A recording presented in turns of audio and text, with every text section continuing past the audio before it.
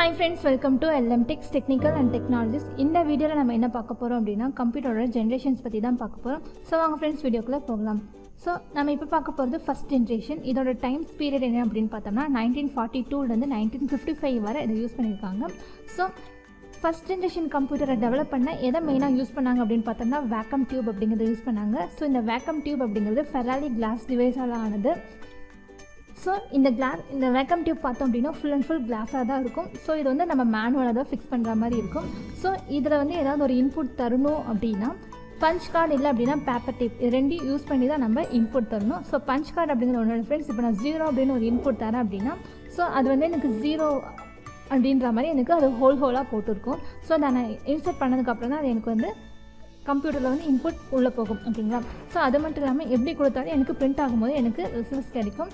So இதில் என்ன language use பண்ணாங்க அப்படின்னு பார்த்தோம்னா machine and assembly language use பண்ணியிருக்காங்க. இதில் வந்து ஹைல லாங்குவேஜ் கிடையாது.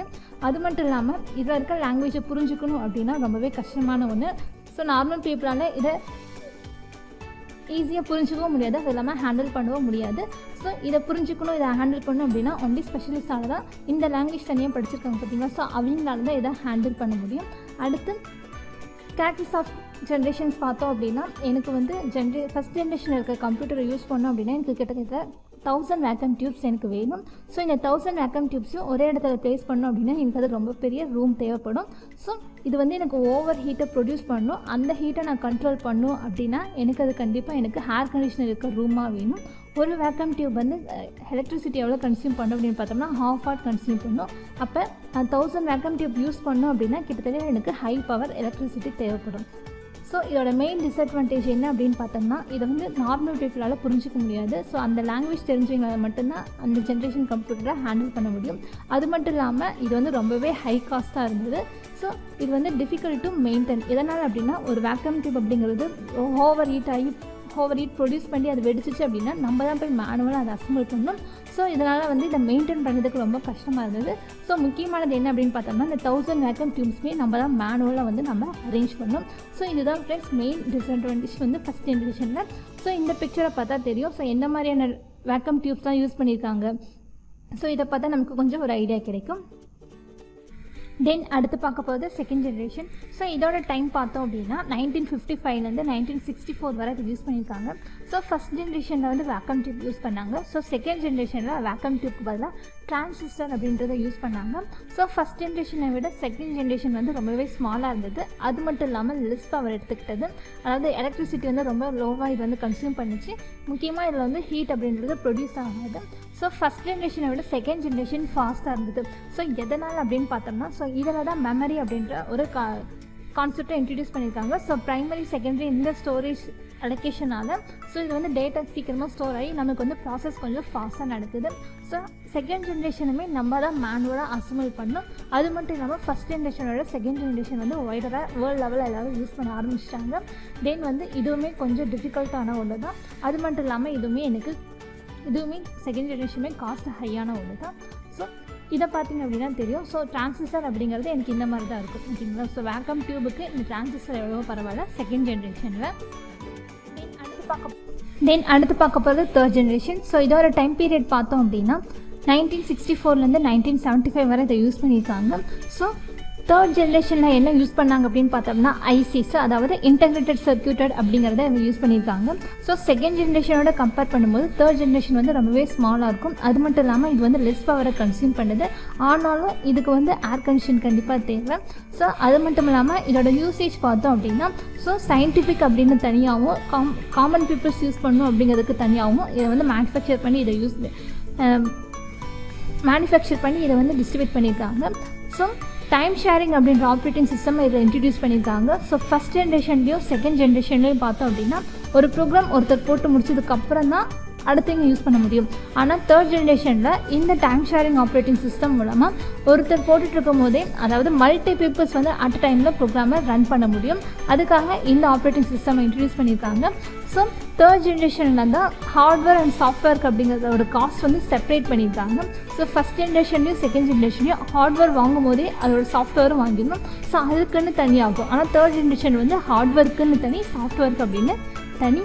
ஸோ அடுத்தது பார்த்தோம் அப்படின்னா இதோட ஸ்டோரேஜ் பார்த்தோம் அப்படின்னா ரொம்பவே பிக்காக இருக்குது. அது மட்டும் இல்லாமல் ஃபாஸ்ட்டாகவும் இருக்குது. ஸோ டேட்டா ப்ராசஸ் ஆகி டக்குன்னு எனக்கு என்னோடய ப்ராசஸும் ஃபாஸ்ட்டாக நடக்குது.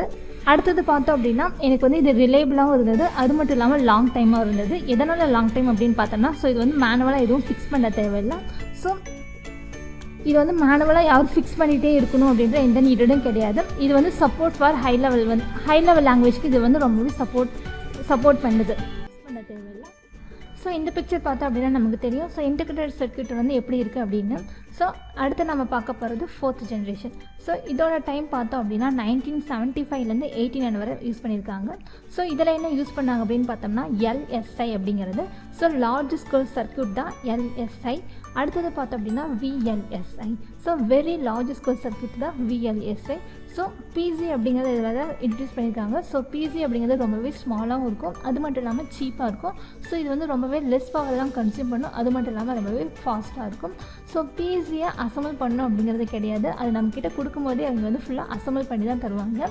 ஸோ இதுவே மெயின் பிரின்ஸோ இல்லை சூப்பர் கம்ப்யூட்டரோ இதெல்லாம் நம்ம யூஸ் பண்ணோம் அப்படின்னா நமக்கு அதுக்கு ஏர் கண்டிஷனர் தேவை. ஏன்னா இது ரெண்டுமே நமக்கு வந்து ரொம்பவே பிக்காக இருக்கிறதுனால நமக்கு வந்து அது வந்து ஹீட் ப்ரொடியூஸ் பண்ணும். ஸோ அந்த ஹீட்டை கண்ட்ரோல் பண்ணுறதுக்கு நமக்கு ஏர் கண்டிஷனர் தேவை. ஸோ இதுவே LSI VLSI யூஸ் பண்ணோம் அப்படின்னா அது வந்து ரொம்பவே ஹை காஸ்ட்டாக இருக்கும். அது மட்டும் இல்லாமல் அதை புரிஞ்சுக்கிறது நமக்கு கொஞ்சம் கஷ்டமாகவும் இருக்கும். ஸோ மற்ற ஜென்ரேஷனோட கம்பேர் பண்ணும்போது இந்த 4th ஜென்ரேஷனை பார்த்தோம் அப்படின்னா நமக்கு ரொம்பவே லோ காஸ்ட்டாக இருக்கும். அது மட்டும் இல்லாமல் 4th ஜென்ரேஷன் தான் எல்லா பீப்புளுமே ஆக்சஸ் பண்ணுற அளவுக்கு ரொம்பவே போர்ட்டபுளாக ஈஸியாகவும் இருந்தது. ஸோ 4th ஜென்ரேஷனில் இந்த நெட்வொர்க் அப்படிங்கிறத கொண்டு வந்தாங்க. ஸோ நெட்வொர்க் அப்படிங்கிறது ஒரே கம்ப்யூட்டரை மல்டி பீப்புள்ஸ் ஷேர் பண்ணுறது. So share printers. So printer வந்து ஒவ்வொரு பிரிண்டருக்கும் தனித்தனியாக ஒவ்வொரு கம்ப்யூட்டருக்கும் பிரிண்ட் இருக்கும் அப்படின்னா நம்ம தனித்தனியாக ஆக்சஸ் பண்ணாமல் ஸோ மெயின் பிரிண்டரை கனெக்ட் பண்ணிவிட்டு ஸோ அதுலேருந்து நம்ம பிரிண்ட் எடுத்துக்கிற மாதிரி ஸோ நம்மளோட டேட்டாவை ஷேர் பண்ணிக்கிற மாதிரி ஸோ இந்த மாதிரியான கான்செப்ட் எல்லாத்தையுமே 4th ஜென்ரேஷனில் கொண்டு வந்திருக்காங்க. ஸோ இதில் பார்த்தோம் அப்படின்னா என்ன லாங்குவேஜ் யூஸ் பண்ணியிருக்காங்கன்னா ஹை லெவல் லாங்குவேஜ் அப்படிங்கிறத யூஸ் பண்ணியிருக்காங்க. அது மட்டும் இல்லாமல் GUI கிராஃபிக் யூசர் இன்டர்ஃபேஸ் அப்படிங்கிற லாங்குவேஜும் இவங்க யூஸ் பண்ணியிருக்காங்க. ஸோ இந்த பிக்சரை பார்த்தா நமக்கு தெரியும். ஸோ VLSI எப்படி இருந்திருக்கு அப்படின்னா ரொம்பவே சிப் சைஸில் இருக்கும். அதில் வந்து கிட்டத்தட்ட 30,000 காம்பனன்ட்ஸ் அதெல்லாம் நம்மளால் இன்க்ளூட் பண்ண முடியும். ஸோ அதோட சைஸும் பார்த்தோம் அப்படின்னாலும் ரொம்பவே கம்மியாக தான் இருக்கும். தென் 5th ஜென்ரேஷன் கம்ப்யூட்டர் பற்றி இப்போ பார்க்கலாம். ஸோ இதோட டைம் பார்த்தோம் அப்படின்னா 1989லேருந்து டில் டேட் வரைக்கும் நம்ம இதை தான் யூஸ் பண்ணுறோம். ஸோ இதில் என்ன காம்பனன்ட் யூஸ் பண்ணியிருக்காங்க அப்படின்னு பார்த்தோம்னா வெரி லார்ஜ் ஸ்கேல் சர்க்யூட்க்கு பதிலாக அல்ட்ரா லார்ஜ் ஸ்கேல் சர்க்யூட் அப்படிங்கிறத யூஸ் பண்ணியிருக்காங்க. ஸோ இந்த ஜென்ரேஷன் கம்ப்யூட்டர் ரொம்பவே ஃபாஸ்ட்டாக இருக்கும். ஸோ எதனால் அப்படின்னு பார்த்தோம் அப்படின்னா மைக்ரோ ப்ராசஸர் அப்படிங்கிறத யூஸ் பண்ணியிருக்காங்க. ஸோ இதுலேயே 2 டைப் ஒன்று இருக்குது. ஸோ சிங்கிள் கோர் ப்ராசஸர் அப்படின்னும் மல்டி கோர் ப்ராசஸர் அப்படிங்கிறத இது யூஸ் பண்ணியிருக்காங்க. ஸோ இதில் இந்த ஜென்ரேஷன் இருக்க கம்ப்யூட்டர்ஸ் எல்லாமே ரொம்பவே பவர்ஃபுல்லான சர்வர் இருக்கும். அதில் ஒர்க் ஸ்டேஷன் ரொம்பவே யூஸ்ஃபுல்லாக இருக்கும். ஸோ இதில் வந்து நிறைய சூப்பர் கம்ப்யூட்டர்ஸும் இன்ட்ரடியூஸ் பண்ணியிருக்காங்க. ஸோ இந்த ஜென்ரேஷனில் தான் வந்து இன்டர்நெட் அப்படிங்கிறது ரொம்பவே யூஸ்ஃபுல்லாகவும் இருக்குது. அது மட்டும் இல்லாமல் ரொம்ப பாப்புலராகவும் இருக்குது. ஸோ இன்றைய காலகட்டத்தில் ஸோ இன்டர்நெட் அப்படிங்கிறது நம்மளோட லைஃப்பில் ரொம்பவே முக்கியமாக இருக்குது. ஸோ இன்டர்நெட்டில் தான் நம்ம ஒரு பிஸ்னஸ் பண்ணுறது. ஸோ எஜுகேஷன் பண்ணுறதுனால இப்போ வந்து ஆன்லைன் எஜுகேஷனாக இருக்குது.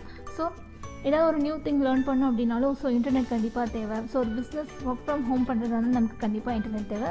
ஸோ இப்போ பார்த்தோம் அப்படின்னா முழுக்க இன்டர்நெட் அப்படிங்கிறது நமக்கு ரொம்பவே முக்கியமான ஒன்றா மாறிக்கிட்டு இருக்கு. ஸோ இந்த எனி டைம் எங்கே இருந்தாலும் நம்ம என்ன பண்ணிக்கலாம் அப்படின்னா நம்மளோட டேட்டாஸை நம்ம ஆக்சஸ் பண்ணிக்கலாம். ஸோ இதோட ஸ்டோரேஜ் பார்த்தோம் அப்படின்னா ரொம்பவே லார்ஜாக இருக்கும். அது மட்டும் இல்லாமல் ரொம்பவே ஃபாஸ்ட்டாக இருக்கும். ஸோ இந்த 5th ஜென்ரேஷன் கம்ப்யூட்டர் பார்த்தோம் அப்படின்னா ஹை லெவல் லாங்குவேஜ் எல்லாமே சப்போர்ட் பண்ணும். அது மட்டும் இல்லாமல் எல்லா சிஸ்டம்லேயும் நமக்கு இது எக்ஸிக்யூட் ஆகும். ஸோ இதோட சைஸ் பார்த்தோம் அப்படின்னா ரொம்ப ஸ்மாலாக இருக்கும். ஸோ நம்ம ஒயில் ட்ராவல் பண்ணும்போது கூட இது நம்ம எங்கே வேணாலும் இதை எடுத்துகிட்டு போகலாம். இது எங்கே வேணாலும் நம்ம கொண்டு போகலாம். ஸோ இதுதான் ஃப்ரெண்ட்ஸ் கம்ப்யூட்டரோட ஜென்ரேஷன். ஸோ இதை நீங்களும் நோட் பண்ணிக்கோங்க. ஓகே ஃப்ரெண்ட்ஸ், நம்ம வீடியோ பிடிச்சிருந்து அப்படின்னா லைக் பட்டனை கிளிக் பண்ணிக்கோங்க. நம்ம சேனலில் போகிற வீடியோஸ் உங்களுக்கு தொடர்ந்து வருங்க. சப்ஸ்கிரைப் பண்ணிக்கோங்க. அப்படியே பக்கத்தில் இருக்க பெல் ஐக்கானை கிளிக் பண்ணிக்கோங்க. ஃபாலோ பண்ணாதீங்க, ஃபாலோ பண்ணிக்கோங்க. உங்கள் ஃப்ரெண்ட்ஸ்க்கு வீடியோவை ஷேர் பண்ணிக்கோங்க. Okay friends, thank you.